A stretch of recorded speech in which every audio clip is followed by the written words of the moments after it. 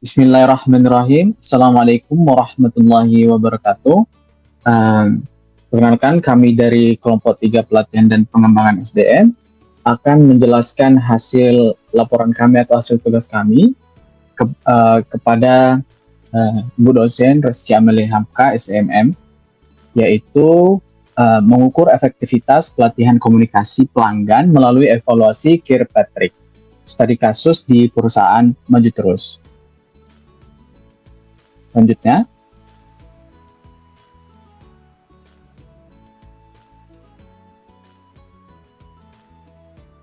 slide selanjutnya.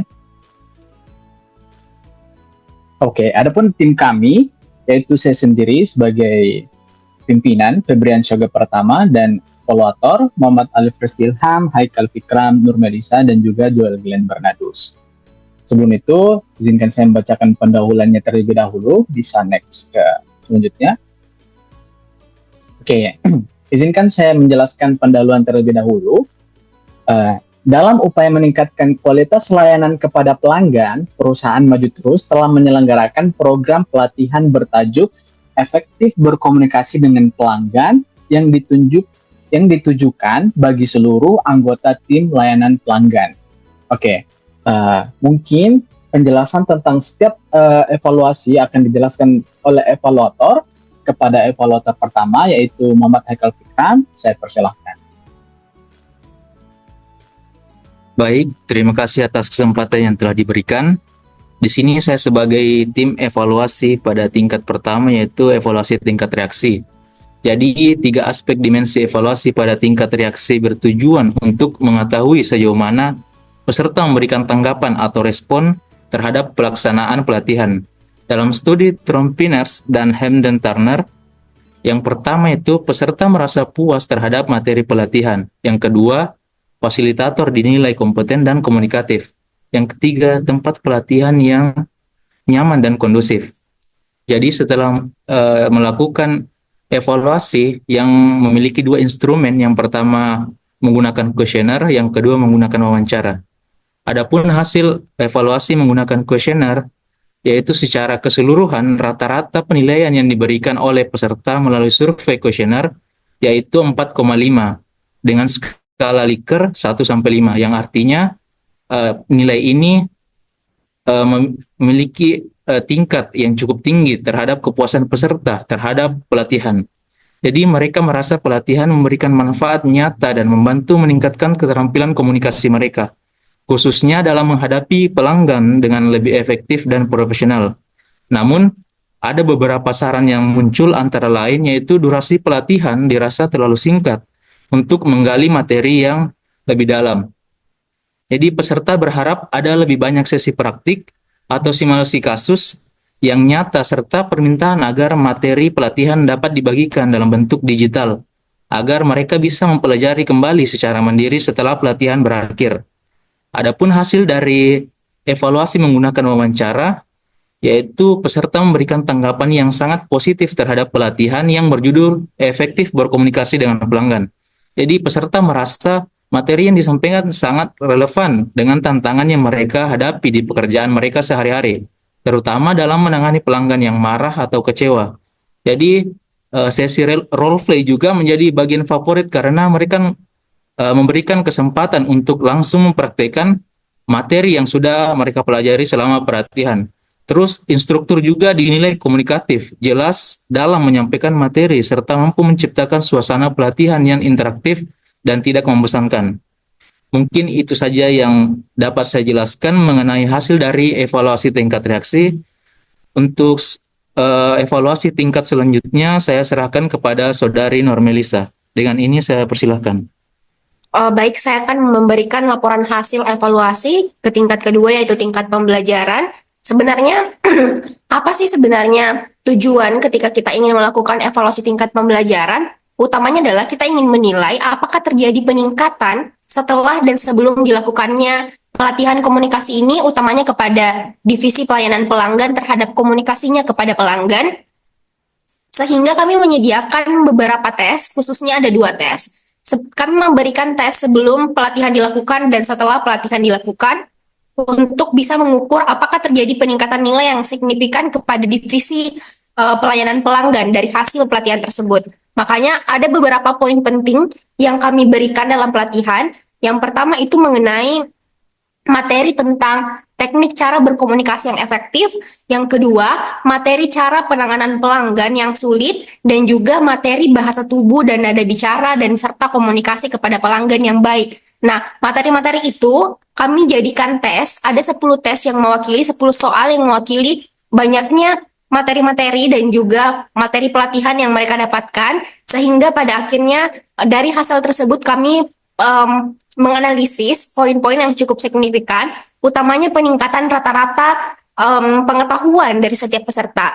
Misalkan, pada saat sebelum dilakukan pelatihan, nilai dari divisi pelayanan pelanggan tentang bagaimana ilmu mereka dalam pelatihan komunikasi itu rata-ratanya hanya 64. Namun setelah diberikan pelatihan, terjadi peningkatan yang cukup signifikan, berada di poin 94, itu berarti ada lonjakan peningkatan nilai, yang artinya pada saat diberikan proses pelatihan, ada peningkatan pengetahuan, keterampilan, dan juga sikap peserta dalam memahami materi yang diberikan pada saat pelatihan. Sehingga hasilnya terjadi peningkatan nilai rata-rata setelah pelatihan, dan mayoritas dari teman-teman di divisi pelayanan pelanggan itu merasa memahami materinya dengan baik. Untuk laporan evaluasi tingkat selanjutnya saya serahkan ke evaluator selanjutnya. Oke, baik. Terima kasih. Saya lanjut ke bagian saya, yakni evaluasi tingkat perilaku. Jadi tujuan dari evaluasi ini itu untuk menilai apakah keterampilan yang dipelajari selama pelatihan benar-benar diterapkan dalam pekerjaan sehari-hari. Jadi evaluasi tingkat perilaku ini adalah mengukur penerapan dalam pekerjaan. Untuk melakukan hal ini, kami dari tim evaluasi tingkat perilaku melakukan observasi yang dilakukan untuk mengukur perubahan perilaku peserta setelah pelatihan. Nah, untuk metode observasi sendiri, kami menggunakan 2 cara. Yang pertama itu observasi langsung. Jadi pengamatan dilakukan secara berkelanjutan selama beberapa hari hingga minggu setelah pelatihan dengan menggunakan panduan observasi yang telah disiapkan. Kami mencatat indikator-indikator perilaku tertentu untuk dibandingkan dengan perilaku peserta sebelum mengikuti pelatihan. Kemudian metode yang kedua ini, metode observasi melalui wawancara dengan rekan kerja peserta pelatihan.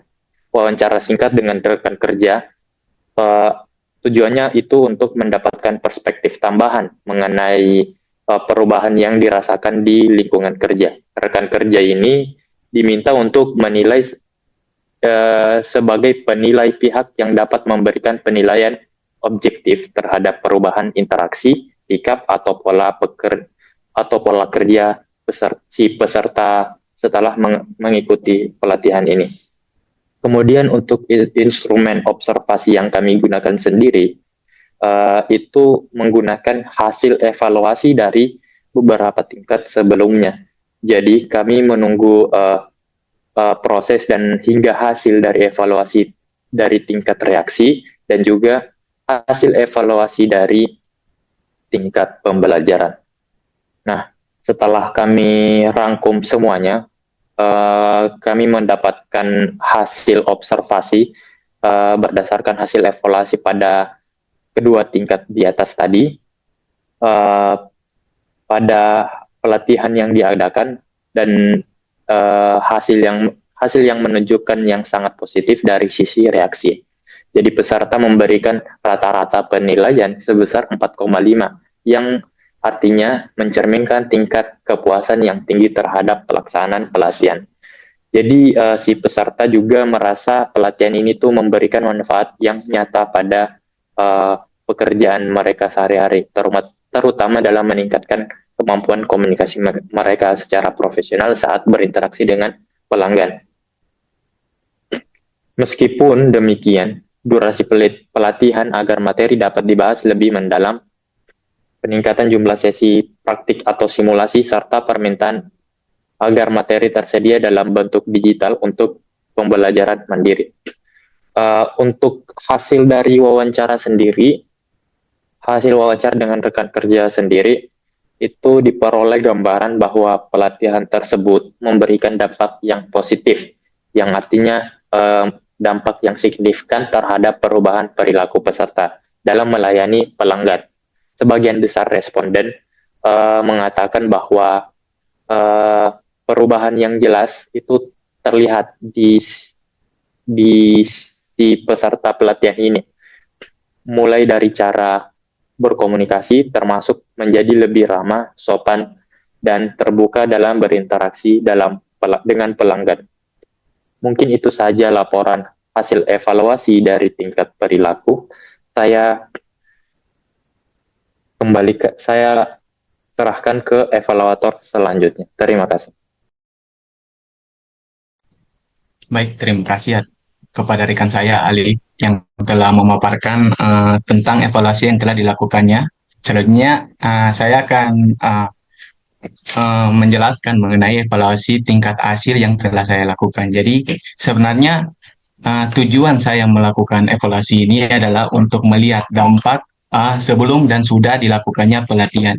Jadi ada beberapa indikator yang kami gunakan. Yang pertama itu indikator peningkatan kepuasan pelanggan, dan yang kedua itu indikator penurunan jumlah keluhan pelanggan. Jadi berdasarkan perbandingan kinerja sebelum dan sesudah dilakukannya pelatihan, di sini kita dapat melihat bahwa pelatihan ini berdampak positif, di mana indikator yang digunakan itu yaitu kepuasan pelanggan naik, sedangkan jumlah komplain yang dilakukan pelanggan itu menurun.